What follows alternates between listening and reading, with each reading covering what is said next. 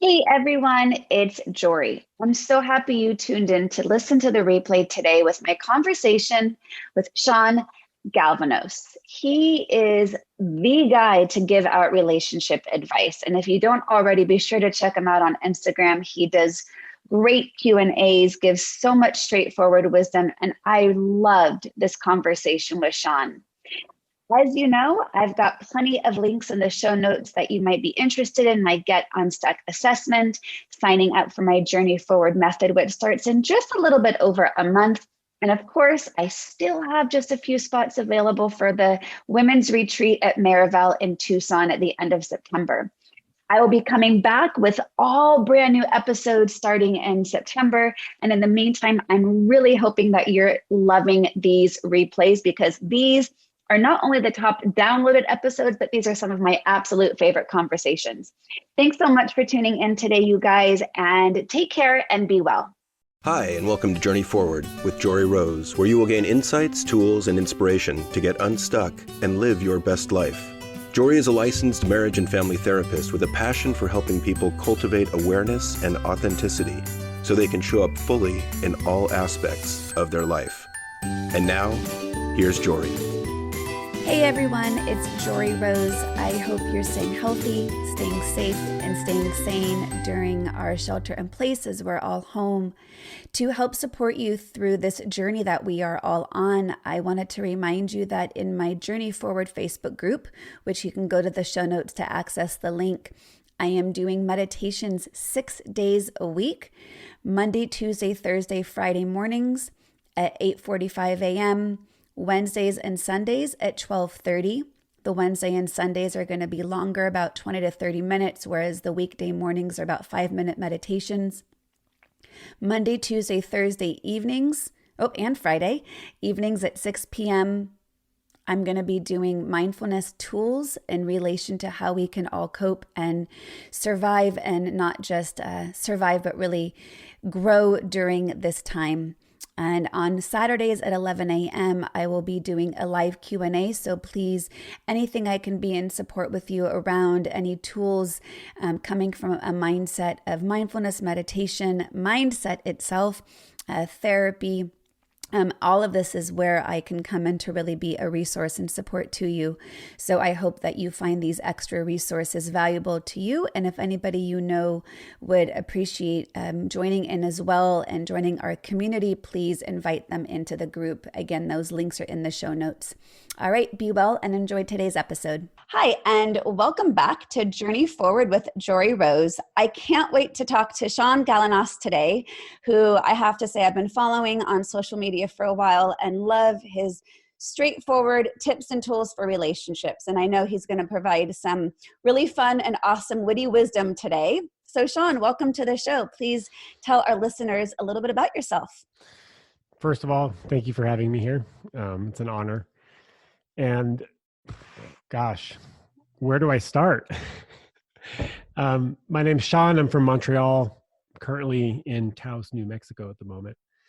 And I'm a love coach. I'm a host of the Love Drive podcast. And my mission has been to help people develop the emotional intimacy tools to have more loving relationships with themselves and with other people.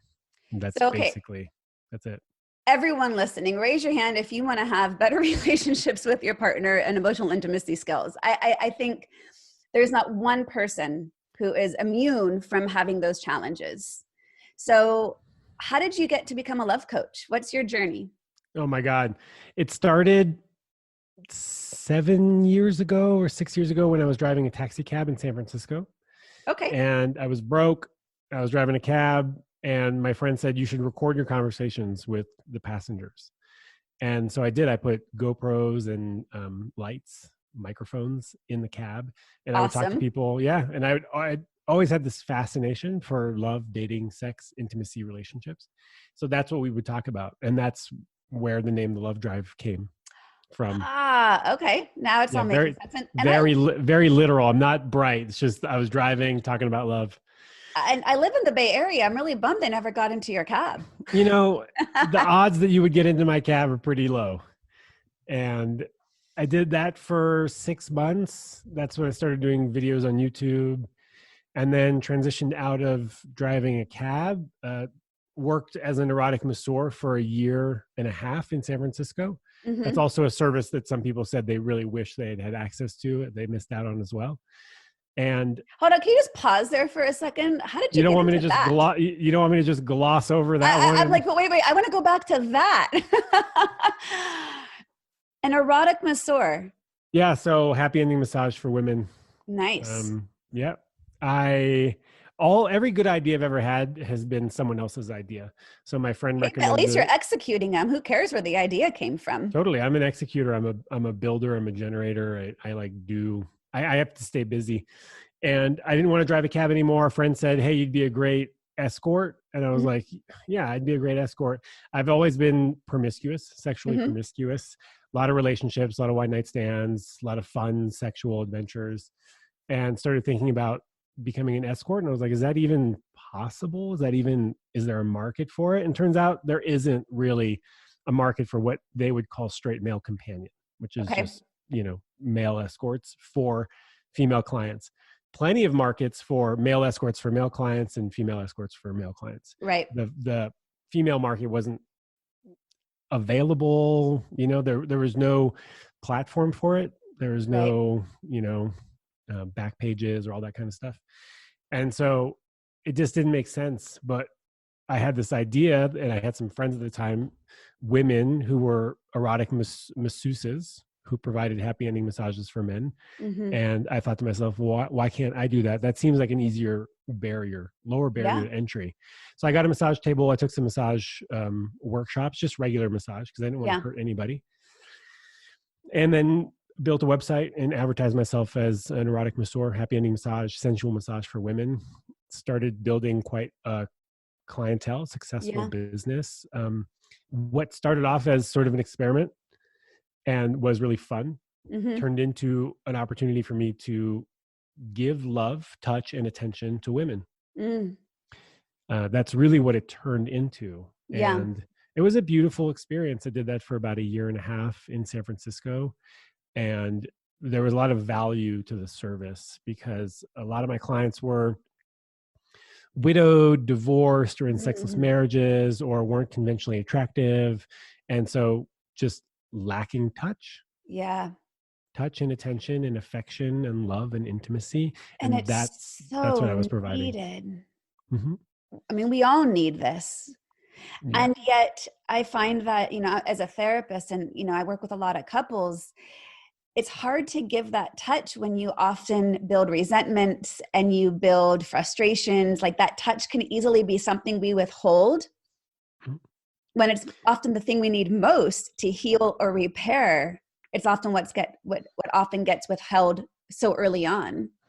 Yeah. And relationships are oftentimes conflict filled and the dynamics can sometimes be unhealthy. And there's a lot of barriers towards expressing what your needs are. And not only that, identifying what your needs are and being able to ask for them in a way that makes sense for the other person and that is respectful to their needs as well. So there's a lot of compromise that has to happen. And sometimes that seems like an insurmountable problem. Yeah. And so we go without. Yeah. We go without for a variety of reasons. Areas as a result. What's that? We suffer in other areas because then we can easily turn it into I'm not worthy and the inner critic can take over. My partner doesn't love me. I'm not lovable, which, so many, especially women, have inner critic and belief stories of lack of self-worth. Yeah. Old stories that have been reinforced through unhealthy relationships or family systems growing up. And it's hard work. It is hard work to unpack that and to start behaving in a different way and to start really voicing your needs despite the fact that there's fear holding you back. I mean, that's, they say it in recovery program that the opposite of fear is faith, and faith is being able to walk through the fear and doing it anyways. And then what you have is now more evidence that the thing you were scared of doing, like let's say, for example, asking your partner for more touch, non-sexual touch, is actually met, hopefully, with acceptance and willingness to meet that need. And then you have more data. Oh, okay, I was scared. I did the thing that I was scared of, doing, despite the fact that I thought that maybe these were going to be the outcomes, negative outcomes, rejection or ridicule or whatever. And turns out actually I did it in a way that they're able to meet my needs. And now I can lean on that experience, new data, a new story that actually, for the most part, our loved ones do want to meet our needs. If we can express them in a healthy way, we can let go of the attachment of the outcome of having that need met, that request, because sometimes they can't meet your need. Yeah. So anyways, long story. Well, I love that the massage thing kind of reinforced my desire to help people express their needs for touch, for intimacy, for love, for connection, for emotional closeness. I transitioned from that work to coaching, to writing blogs, to eventually this podcast, to getting a certification in coaching, and to specializing in love and intimacy. I love it. And so many things are coming up. So questions, I'm curious, but one is just like the nosy question of, as being the erotic masseur, what did that do for getting your needs met in return? Well, it satisfied actually a lot of my sexual needs, because while the massage was focused on the client, it was still an erotic experience. Right. And I also got a lot of validation from it. Sure. Right. I had people coming to me, paying me to touch them. And so definitely a lot of ego stroking there for sure. Yeah. And also getting a lot of my needs for touch met. Right. That said, it made it harder for me to date. And I actually lost the desire to date. Interesting. So a weird thing happened where I started saying to myself, I was like looking at dates as opportunity cost. I go, well, I could be doing this and getting paid. Why am I doing this for free? And then also I'd meet people that were not into what I was doing. And I was always honest about what I did. Well, yeah, that would be a real challenge. I mean, you'd have major jealousy issues and insecurity issues. That would be really hard. It takes a very secure person to be with someone that does that kind of work. And even now it takes a secure partner to be with someone that does the kind of work that I do right now, which is mainly working with women on their intimacy issues. Having a lot of people reach out to me on social media, telling me that I'm cute and that they'd love to go on dates with me. And like, this happens like all the time. Yeah. And so it takes a secure person. Sure. When your partner is in maybe this field or has a lot of opportunities to connect with people in a variety of different ways.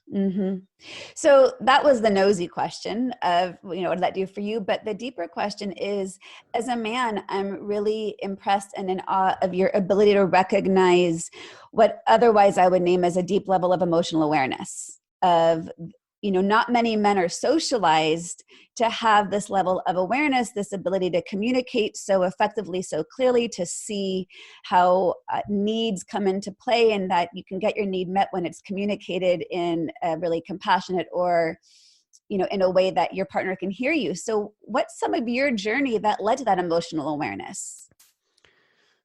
I think part of it is nurture, part of it is nature. Yeah.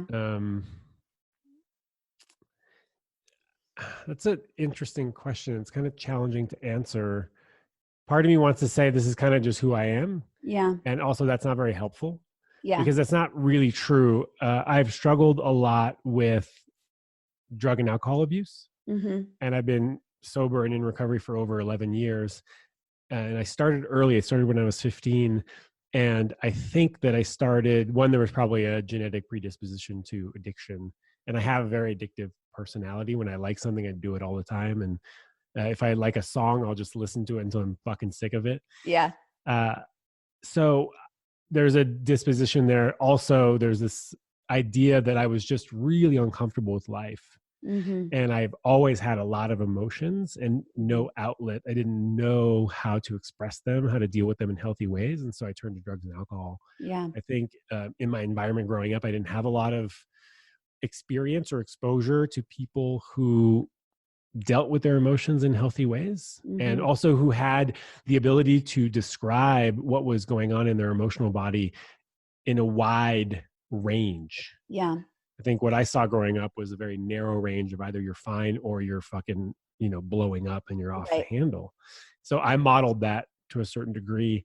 And then when I realized that I was using drugs and alcohol to numb my emotions, and I realized this also through therapy, Mm-hmm. through extensive work with a therapist, years and years of it, probably 2.5 years of consistent work with the therapist. We together realized, I mean, I Right. think he knew from the fucking moment I stepped in there that I had an addiction problem. We figured it out after a while that I had to get sober in order Yeah. for me to heal. And so I did that. And when I got sober, everything got really intense.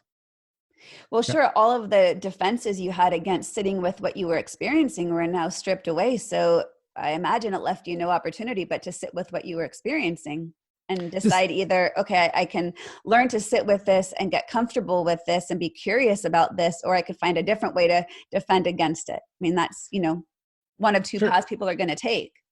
Yeah. And I don't want to say that, actually, I do want to say that I acted out in so many different ways in early sobriety and still continue to act out, of course.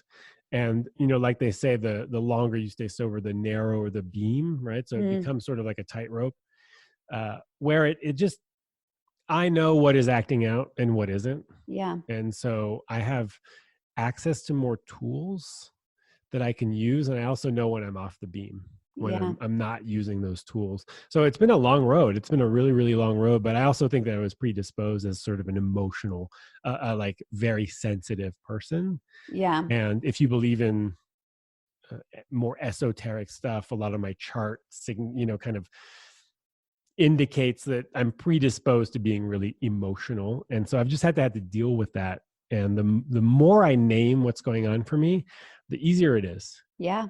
The That's one of more my favorite tools ever, is just to name it. It's so overly simplified, but it's really powerful in practice. Yeah, the feelings wheel is really interesting. What I found is that the more sensitive I am to what's actually going on for me, and the more I can name it, oftentimes it usually just stops there. Yeah. It's when I can't name it that then the emotion is still inside of me. Just because I refuse to acknowledge it doesn't mean that it's gone. Right. Right. I can't just put my head in the sand. So what happens is that the emotion tends to ratchet up and up and up and up until the valve explodes. And then that's when you have a tantrum or a blowout or a meltdown or an outburst. Right. And that's when the acting out really starts to take place. And so for me, it's been, a practice of sitting with emotion and being like, oh, what is this? What is going on? What's behind this? What's causing this? Why is this happening? And sometimes the answer is, I don't fucking know. And that's okay. I often think they're really, sometimes if we get too focused on the why, we spin more, because there always isn't an answer to why. Like, emotions aren't logical. They're not rational. They come from different parts of the brain. So that curiosity, that compassion for, I'm human. Sometimes it just feels like this. I call them blue days. Yeah. It's a blue day. Kind of feel like a Charlie. I'm like walking around. They got like a Charlie Brown, womp womp, sort of like background music to the whole day, and that's okay. I don't try to numb out, and sometimes I do. Sometimes I'll reach for the ice cream or the cookies or the Netflix. And what I've learned through my second stint in therapy with the psychologist that I'm working with right now is the power of self-compassion. Yes. When I am reaching, and to know that is a defense mechanism that has helped me stay safe and that is providing me a modicum of comfort right now. Yeah. The comfort that I need to just get through the day. And that's okay. And that's okay. And it's been really beautiful and liberating to let go of the judgment, the self-judgment, and the shame that comes from reaching for these, these behaviors or these crutches. Yeah. It also makes the feeling, the disappointment, the upset, whatever I'm going through, lasts much less. It doesn't last as long. Yeah. Because I'm not also, on top of feeling shitty, beating myself up for either feeling shitty or what are the things that I'm grabbing or grasping for that I'm using to make myself feel better. Yeah. Yeah. And I love hearing you say that, because it's exactly in alignment with what I constantly teach and reiterate, that it's, it's that awareness of just noticing what we're experiencing, naming it, and having compassion for it, and being compassionate in what we need to help alleviate that. And sometimes, and I'll even say this to my kids, like sometimes I'll just, just saying, wow, this is really hard right now. And that's enough. Like, we don't need to over justify or do anything more than just acknowledge, yeah, and it's not permanent. This too will pass. The good and the bad. We tend to think, what we feel in the moment is going to be there forever, and it passes. It all passes. Even the good mood passes, right? We want to only just push away the bad mood from passing, but the good mood passes too. Yep. That's a hard one to understand sometimes. It really is. So, okay, a couple of things. I like I said, I follow you on Instagram, so I see what you're doing. And, that kind of healthy stalking of checking in on what's Shaun up to. And I saw that you were watching the Netflix show. Don't say it. Don't say it. Okay, I'm going to say it. Okay, go ahead. Say it. The Love is Blind. And here's what I want to talk about is dating in quarantine right now. Because I've got clients who are single, who are divorced, who are going through divorce, and dating was a really great way to redefine yourself, to get social again, to rediscover who you are in the here and now. And the dating world has massively shifted. And so I'm curious with, what I saw on the show of Love is Blind, this ability to just get to know each other through talking, which seems like now, ironically, is how people are having to date. So what are some tools and advice that you give for people who are dating in quarantine when we have to be social distancing? I got to be honest with you. I think this is a really beautiful time to not date. And I've gotten a lot of pushback on that, and yeah, that's fine. We're being asked to make some sacrifices, and there are some needs that we can't get met right now. Yeah. And that's just the reality of the situation. It's sad and it's hard. And it's also a beautiful opportunity for us to refocus on ourselves. And that's so scary for some people to do who've been in a habit, that dating is a way that they've been defending against sitting with themselves. Well, they need it the most. Mm-hmm. They need it the most. And those are probably the ones that are rebelling against this advice.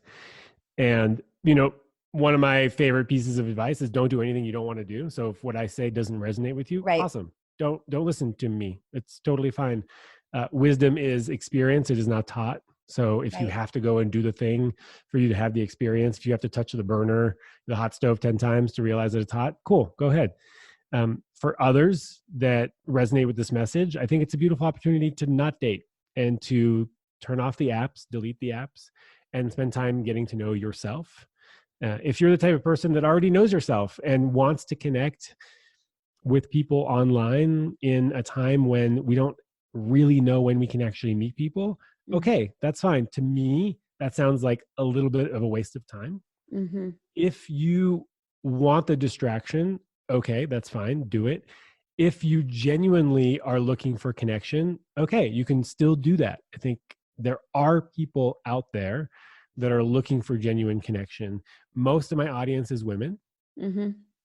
And some women have said, and I've seen these memes, going around the internet, finally guys are going to have to step up and court me old school style. Mm-hmm. And what I want to say is, I don't think that's going to happen. I really don't think that's going to happen. And maybe this is me being a cynic, or probably me just being realistic of knowing what I know of men. And I don't want to generalize for all men. Some men will step up. Yep, they're going to see a shift in the landscape. They're going to say, okay, I'm going to have to show up a little bit more. I'm going to have to get creative with video dates, really get to, show them who I am and connect emotionally. Right. And most guys are just going to want to sext. Yeah. They're just going to want to sext. And you are a distraction to them. You're entertainment. Yeah. It makes me think of the quote that one of my dearest girlfriends who paved the way for my divorce. She got a divorce a couple years before I did. And one of the things that her therapist said to her was, don't expect him to be any different in divorce than he was in marriage. The patterns are going to be the same. So kind of what you're saying is don't expect men to show up any differently in quarantine than they would in regular life.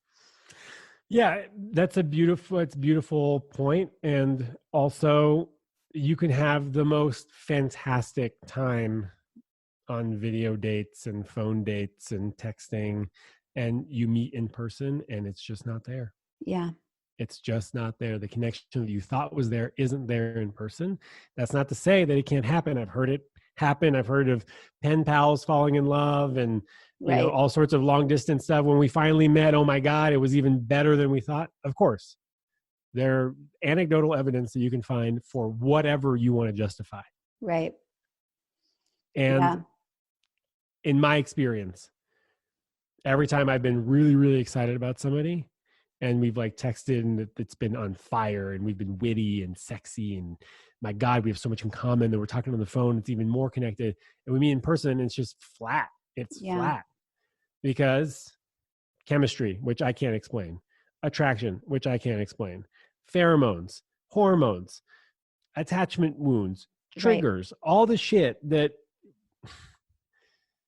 you might not explore on a video chat or on text messages. So, I mean, that's been the issue with online dating forever. And I don't think that this is going to change much at all. Yeah. And I really resonate with your advice, and I think it's going to be hard for people to take. And, I've been saying, I think this whole shelter in place and all that's going on in the world right now, and this is not to discount the true suffering that many people are experiencing. So, acknowledging the true suffering and giving, holding the space for everyone else who is at home and sheltering. I feel like this is the call of the universe to say, hey guys, time to be more mindful, slow down, get curious, get to know yourself, learn how to sit with what is, don't need to react, learn new ways of responding. So we can really learn a lot about ourselves during this time if we give us the chance to do so. It's also a beautiful opportunity to connect with friends that you don't have enough time to connect with, or you didn't normally have enough time, family, projects that you've kind of been wanting to work on that you didn't have enough time to work on. So it's a beautiful opportunity for that. I think the one thing that I want to say is that if you are home alone and you're dating online and you find yourself reaching for the phone to change the way you feel, you might want to pause and explore, what is this really bringing to me right now? Is this a distraction, or is this a healthy desire to connect with another person? Yeah. And if it is a healthy desire to connect with another person, cool. But if it's a distraction or a coping mechanism, I would suggest that you pause and maybe take a break. And many people will be able to do that. And for some, that will be so damn hard. And that's okay. Let it be hard and let that be okay, right? Yeah. And reach for the phone. It's fine. It's just like I'm baking, I'm doing all sorts of stuff that I normally wouldn't be doing. I'm, not eating as well as I normally do. I'm not exercising as much. I recognize it. I don't beat myself up about it. Yeah. So I the self-compassion that we talked about earlier applies to this as well. If you're listening to this at home and you're the type of person who's reaching for a dating app right now, and you now have the awareness that you're doing it to change the way you feel, it's okay. It's totally fine. All of these coping mechanisms, they work until they stop working. Absolutely. I used to say, after being on so many mindfulness retreats and having my little group of friends who would be on retreat with me so we could speak some of that same language, it was just having awareness. Doesn't mean you got to stop what you're doing that's unskillful. Just be aware that you're doing it. Be conscious that you're doing that, right? So go eat the bag of chips, just do it with awareness. And then not judge yourself for it because you consciously made the choice to do so. It's the patterns when we do things without awareness that then lead to the judgment and the reactivity that we spin on. That's going to be causing more problems than the actual act itself. And enjoy the chips. I mean, don't eat them and beat yourself up, but eat them and fucking love them. Exactly. I'm all about pirate booty these days. Oh, I bought a Costco-sized bag of Chex Mix, original brand Chex Mix. I'm just waiting for the perfect moment to dive into because that's one of my childhood comfort snacks. I'm not going to judge. What's the thing that you can make with the powdered sugar and the chocolate? And the Chex? Like the mud something or yeah. Oh, the chocolate and peanut butter, that's really good. I made homemade chocolate peanut butter cups the other day. Oh, they came out so brilliant. I just have to say, if anyone makes homemade peanut butter cups, the key was to melt peanut butter in with the chocolate. Could we get the recipe, please? Oh, it's super easy. Chocolate chips, Hershey bar, peanut butter, melt in microwave. Mix peanut butter with powdered sugar to get that consistency with a touch of salt. and then line a little muffin tin with a little wrapper, or even just, well, I had some candy molds that I used from way back when. But let me say, I had 2 little bags that I was squeezing in, and, got some fun photos of my kids and I just squeezing the bags right into our mouth and forgetting about the molds. Who needs the cup? Who needs it? It was perfect. So one other thing I'm curious of what you're giving advice out to people is for those in relationship who are stuck at home with their partner, and maybe this is causing a lot of problems because, as I've been saying, whatever's been under a flashlight of awareness is now under a floodlight of awareness. We're no longer able to escape the issues that we may have been able to just get past. What are some tools for people that you would find really helpful for managing maybe a not so skillful relationship at home that they're now stuck with? Wow. A lot of generosity towards self and towards the partner for being in an unprecedented situation. Yeah.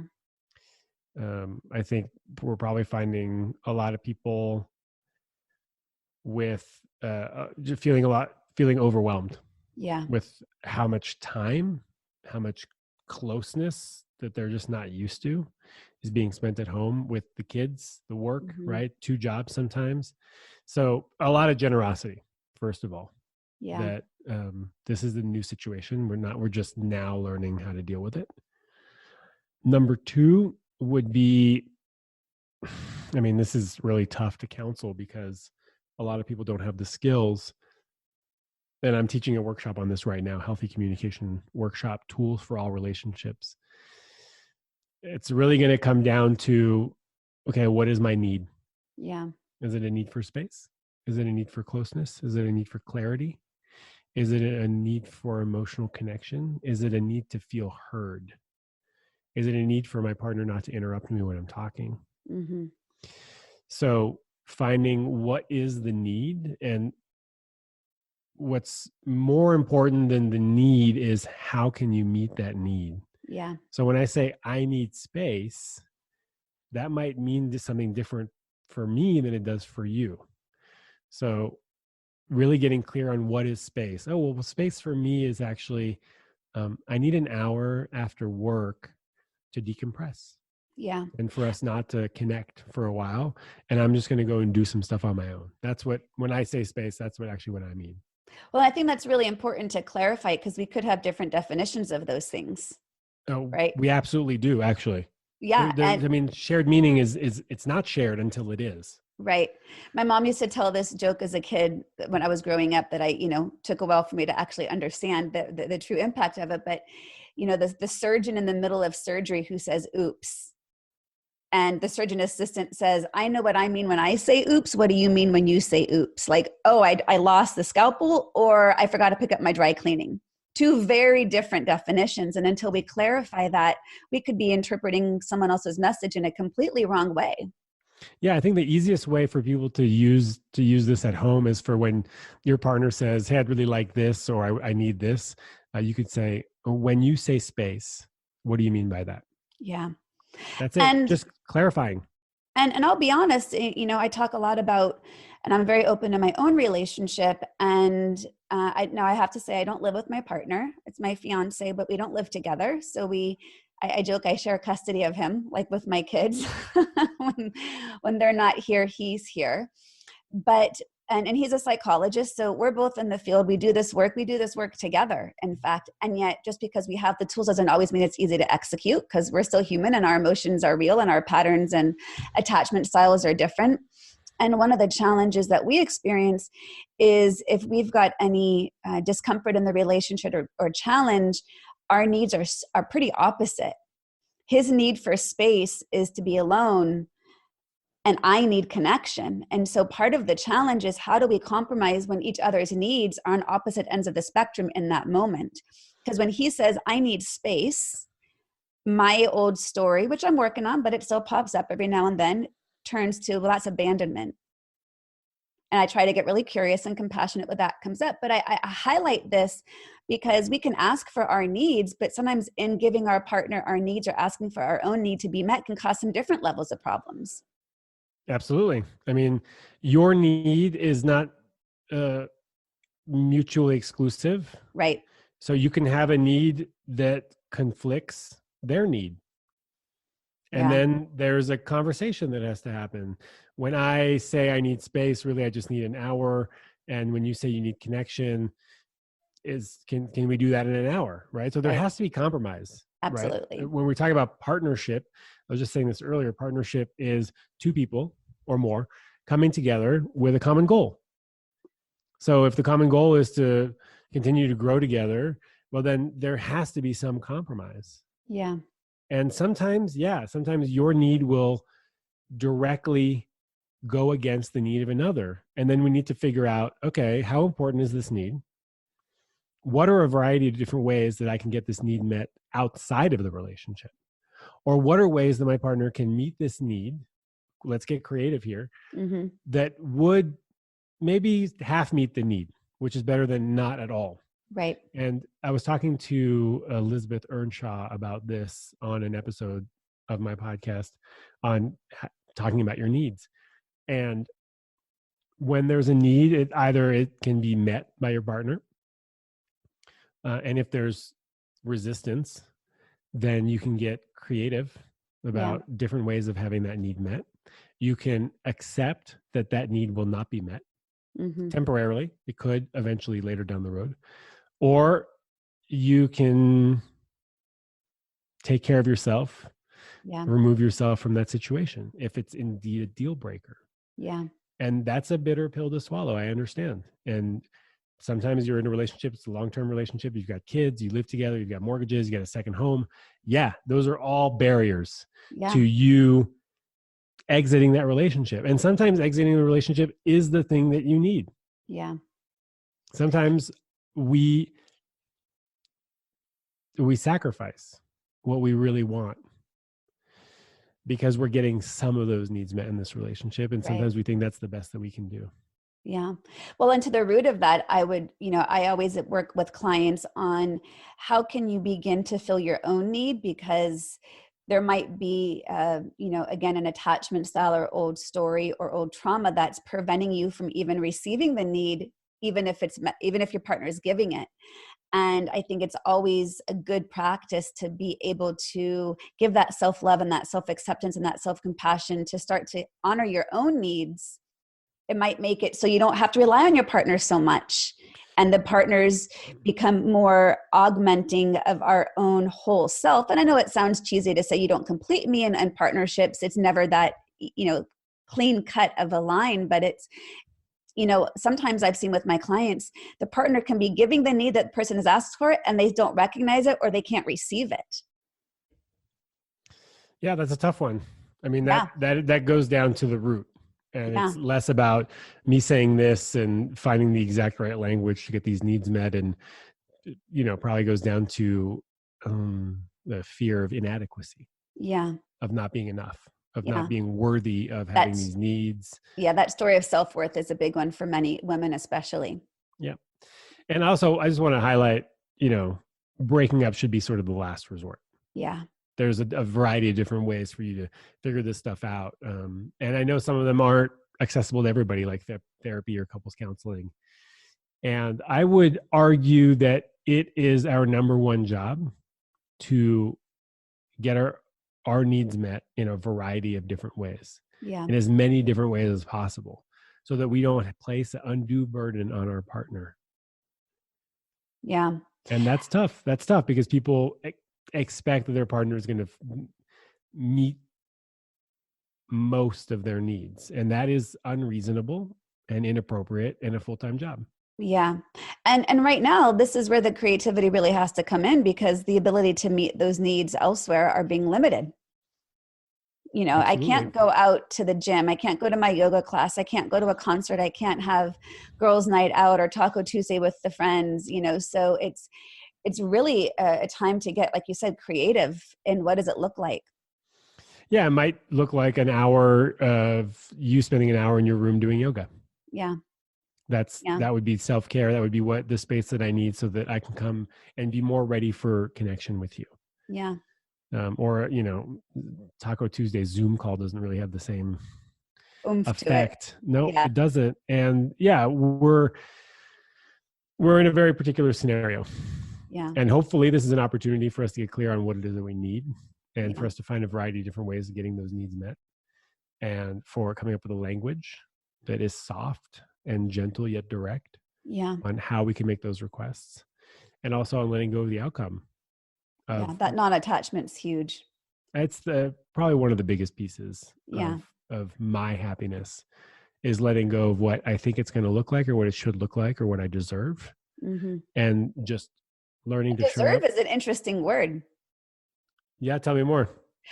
Well, to me, when I think about what I deserve, part of that is expectation on the attachment of the outcome. And if I say what I deserve, I might come into questions of self-worth. I might come into, well, I've never experienced it before, so how do I know I actually am deserving of it? So I don't know, I had an interesting response in my body as you said the word deserve, and I'm tuning into the self-compassion for just honoring my needs. Yeah, I mean, I deserve respect. I Right. deserve attention. I deserve to be heard. And also, I realize that my partner might not always be able to Yeah. meet those needs all the time, and that's okay. And so for me, I guess one of the ways I would say that is honoring your, naming and unapologetically, it's tuning into your value set. Sure. Yeah. Yeah. Yeah, I mean, Language is interesting. I feel like there are some primordial, needs like safety, security, Right. respect, intimacy, connection. And I think everyone deserves all those things. And yet we're seeing statistically rates of domestic violence really increasing right now. And we all have the rights to those needs, and not everyone is in a safe place right now to be able to get those met. And that's a really scary situation for especially many women who are in situations in which domestic abuse has been a pattern. Yeah, and I don't have any suggestion other than to call your national domestic violence hotline or your national sexual abuse hotline if you feel like you're in danger and you need help. And also, I also recognize that there are situations in which you do feel in danger and you don't know how to get help, and you can't really get help because of where we're at right now, and you don't feel safe getting help. Yeah. I used to be a rape crisis counselor on a hotline in the Bay Area. And I know that our clients got a lot of support. I mean, that was our job, was to support through a variety of different resources, or just validating, or just listening, or holding space. And so these counselors on hotlines are, for the most part, very well trained to handle your wide range of emotions and what you're going through in the moment. Yeah. And as we wrap up, what would be one thing that you find is most consistent in what you give as advice and tools to people you're working with? Is there like one message that no matter who the client is, who you're responding to on Instagram, that you feel that this is like one of the most Shaunisms of the love drive? Talk about it. Yeah. Talk about the thing. Talk about the thing that you're scared of talking about. Fred Rogers said, everything mentionable is manageable. Yes, I love that quote. And we're scared. We're scared for a variety of different reasons. Some of those fears are attached to old stories, and they're no longer relevant.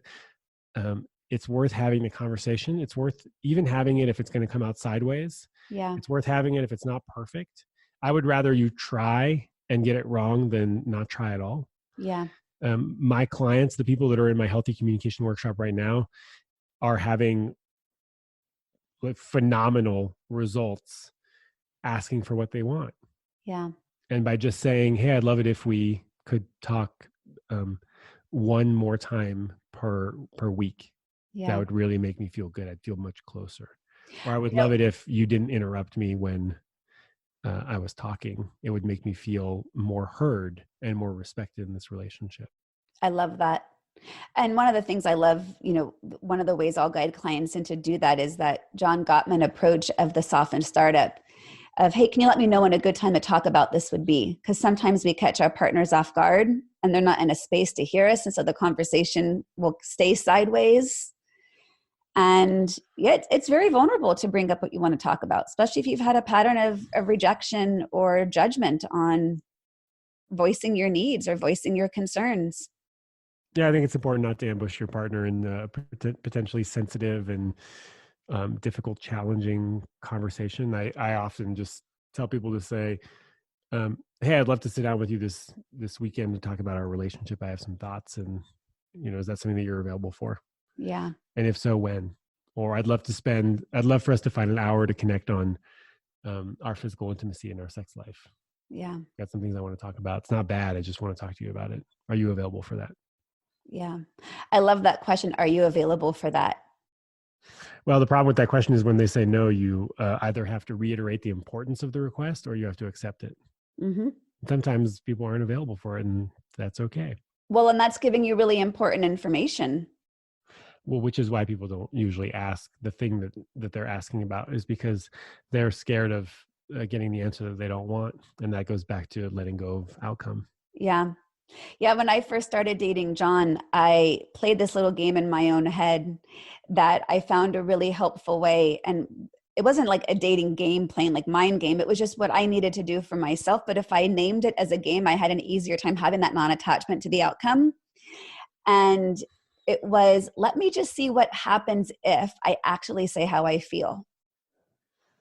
And approaching it as, I have non-attachment to this. It's early on in dating. Let me just see how this goes.